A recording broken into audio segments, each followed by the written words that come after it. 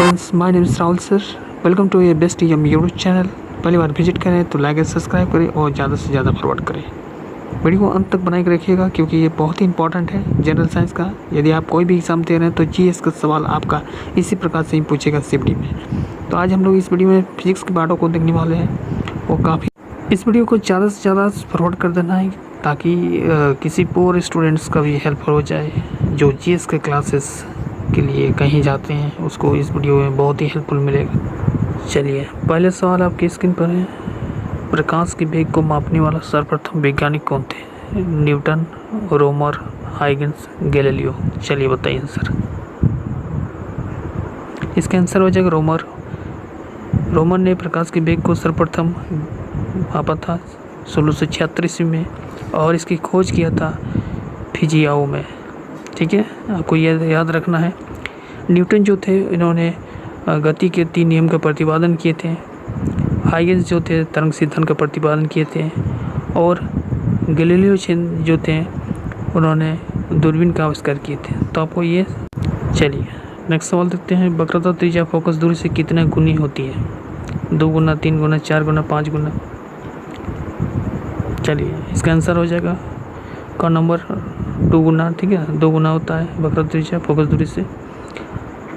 चूँकि हम लोग जानते हैं कि F = r/2 होता है। F क्या है? फोकस दूरी। R क्या है? रेडियस है। चूँकि क्या होगा, गुना करेंगे आपस में तो R = 2F हो जाएगा, यानी फोकस दूरी क्या होगा? वक्रता त्रिज्या का 2 गुनी होगा। ठीक है, चलिए नेक्स्ट सवाल देखते हैं। फ्लिंट कांच का अपवर्तनांक होता है। चलिए, आपको बताना है। 4 ऑप्शन है आपके स्क्रीन पर। इसका आंसर हो जाएगा घ नंबर 1.65 होगा। यदि बात करें हम क्रिटिकल एंगल का तो 37.4 डिग्री होगा। और 1.50 जो है वो है बेंजीन का अपवर्तनांक है, याद रखना है। और 1.5 जो होते हैं वो है क्राउन कांच का अपवर्तनांक। और 1.63 CO2 का है, यानी कार्बन डाइऑक्साइड का। चलिए नेक्स्ट सवाल देखते हैं। मानव के एक नेत्र का क्षैतिज दृष्टि क्षेत्र लगभग कितना होता है? यानी एक आँख में मनुष्य कितने डायरेक्शन को देख सकता है, कितने दिशा में। तो ये वेरी वेरी इंपॉर्टेंट है सीबीटी के लिए। तो इसका आंसर हो जाएगा ग नंबर 150 डिग्री। यदि पूरा पूछे कि दोनों आँख मिलाकर लगभग कितना देख सकती हैं तो चलिए सवाल देखते हैं। 5वां नंबर, निकट दृष्टि दोष होने का कारण क्या है? आपको पता होगा ये जिस व्यक्ति में निकट दृष्टि दोष होगा तो अवतल लेंस के चश्मे का प्रयोग किया जाता है। फिलहाल आपको कारण पूछा गया है तो आपको बताना है। इसका आंसर हो जाएगा का नंबर, फोकस दूरी घट जाती है। यदि ख नंबर पूछता है, यदि बढ़ जाती है तो याद रखना इसका दीर्घ दृष्टि दोष होता है आंसर। लेकिन यहाँ निकट दृष्टि दोष पूछा है इसलिए का नंबर होगा। ठीक है, चलिए नेक्स्ट सवाल देखते हैं। लाल वर्णों के प्रकाश की तरंगदैर्घ्य नीले की प्रकाश की अपेक्षा लगभग कितनी गुनी होती है? तो 1.5 गुना, 1.6, 1.2, 1.8 आंसर बताना है आपको। इसका आंसर हो जाएगा घ नंबर 1.8 गुना हो जाएगा। ठीक है, याद रखना। चलिए नेक्स्ट सवाल देखते हैं।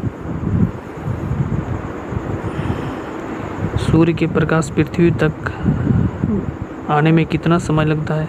7 minute 6 second, 8 minute 6.2 second, 8 minute 6.6 second, 8 minute 2 second.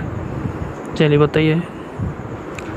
तो इसका आंसर हो जाएगा आपका ग नंबर 8 मिनट 16.6 सेकंड,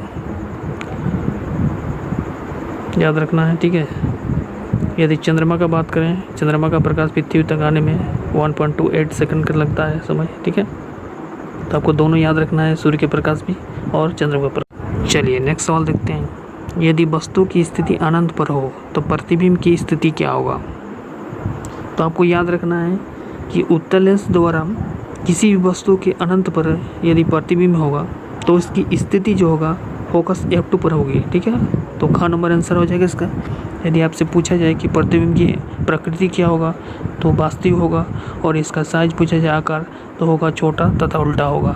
तो आपको याद रखना है ये। ठीक है, चलिए सवाल दूसरा देखते हैं। नेक्स्ट सवाल जो है कि एक लेंस की क्षमता वायु तथा जल में क्या होगा।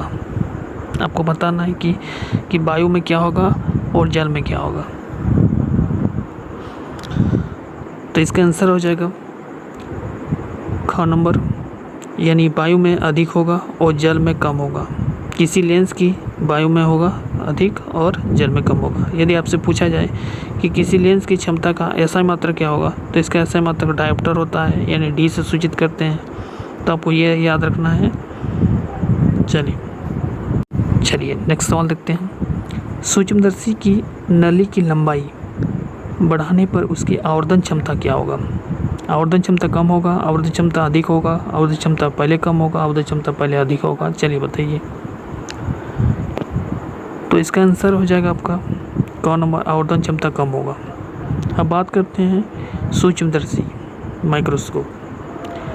तो एक ऑप्टिकल इंस्ट्रूमेंट होता है जिसकी सहायता से हम किसी भी सूक्ष्म वस्तु का आभासी एवं आवर्धन प्रतिबिंब स्पष्ट दृष्टि की न्यूनतम दूरी पर बनता है। और ये दो प्रकार के होते हैं, एक होता है सिंपल माइक्रोस्कोप, दूसरा होता है कंपाउंड माइक्रोस्कोप। दोनों याद रखना है, ठीक है।